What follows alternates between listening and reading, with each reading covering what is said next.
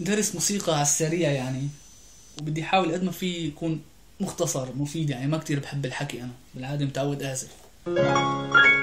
المهم كلياتنا بنعرف انه السلم الموسيقي هو من الدو للسي، دو ري مي فا صول لا سي دو.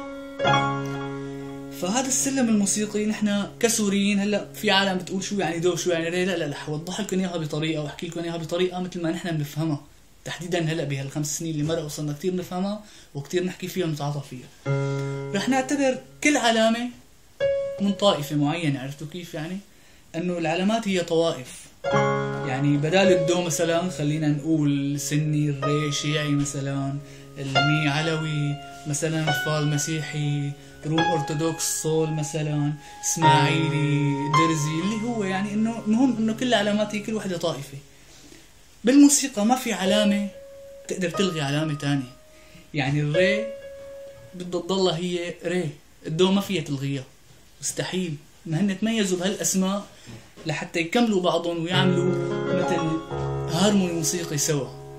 فالري ري، دو دو، المي مي، ما في علامة بتلغي الثانية نهائيا. هلا بيجي واحد يقول لي طب شو يعني السود والبيض؟ ما هن السود والبيض يعني انه فينا نعتبره ان احنا مثل المؤيدين والمعارضين. المؤيدين خلينا نقول هن البيض، والسود هن المعارضين، او مشان ما حدا يزعل يعني، او خلينا نقول المعارضين هن البيض والسود هن المؤيدين. المهم انه كلهم بيكملوا بعضهم وبيعملوا اخر شيء هارموني، تآلف موسيقي، تآلف مع بعض، ما في شيء بيقدر يلغي شيء ولا حدا بيقدر يلغي حدا بالنهاية. ولما بيجتمعوا سوا يعني لاحظوا شو بيطلع.